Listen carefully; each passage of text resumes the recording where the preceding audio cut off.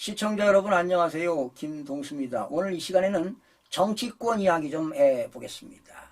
여야가요 내년 총선을 앞두고 대규모 재정사업 추진 시에 필요한 예비 타당성 조사입니다. 즉 예타라고 하지요.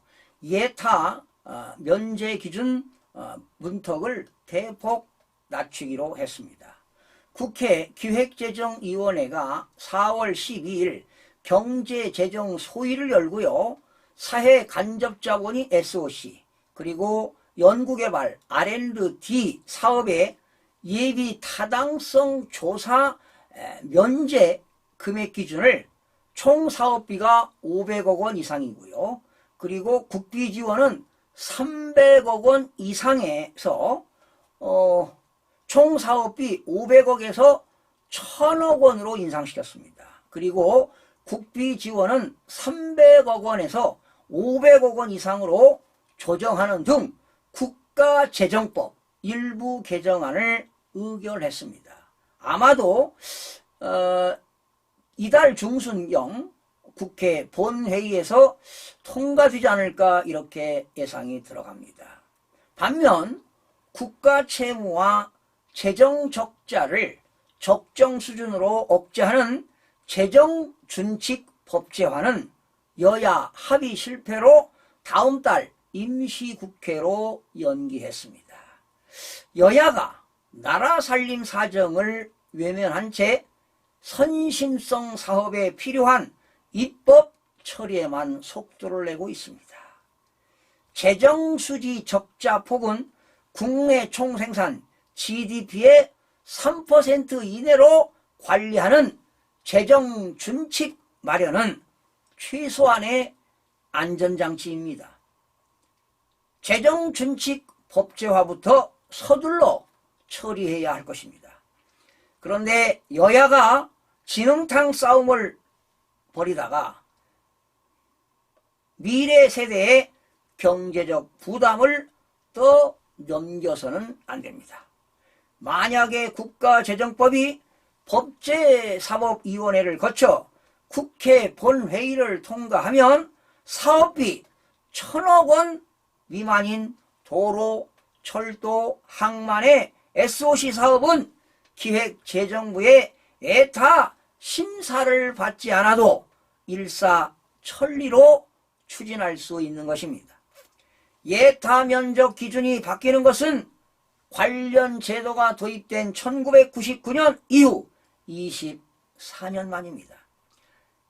여야가 예타를 사실상 무력한 건 내년 4월 총선을 의식한 바로 인기 영합주의라고 하지 않을 수가 없습니다.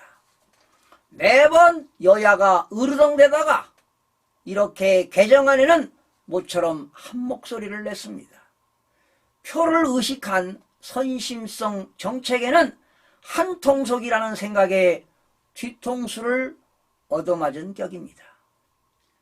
2018년 약 680조이던 국가채무는 지난해 1068조 원으로 급증했습니다. 4년 만에 400조가 늘었습니다. 국가채무는 1분에 1억 원씩 늘어나고 향후 4년간 채무이자만 100조에 달한다고 합니다. 여기에다 올 초에는 세수가 지금 급격히 줄고 있는데요.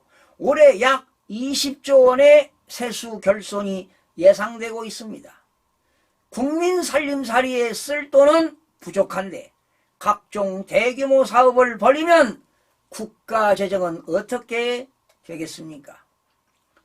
지역구 민원으로 우죽순으로 설립된 지방공항들은 대부분 적자 신세입니다. 하지만 가덕도 신공항에 이어 대구 경북 신공항 건설과 광주 군 공항 이전 사업도 과시화되고 있습니다.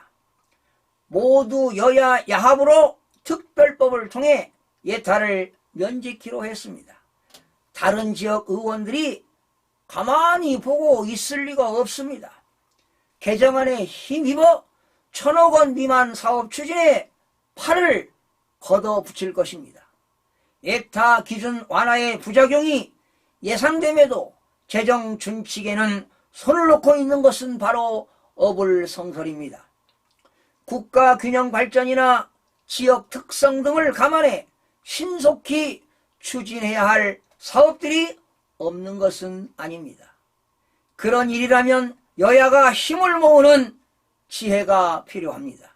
하지만 경제적 타당성이 떨어지고 시급하지도 않는 사업이 나라 살림을 축내는 것을 조장한다면 그건 책임있는 정치인의 자세가 아닙니다. 어떤 정치인도 국민 혈세를 허통 곳에 써서는 안 됩니다. 국가 이익을 우선하여 양심에 따라 직무를 수행해야 할 것이며 여야의 대호각성을 촉구하는 바입니다. 윤석열 대통령은 나라 살림살이를 걱정한다면 국가재정법 개정안에 대해 제휴요구권인 거부권을 행사해서 재정 방파제 역할을 할 수 있도록 정치권의 경종을 울려야 할 것입니다. 시청해주신 여러분 고맙습니다. 다음 시간에 찾아뵙겠습니다.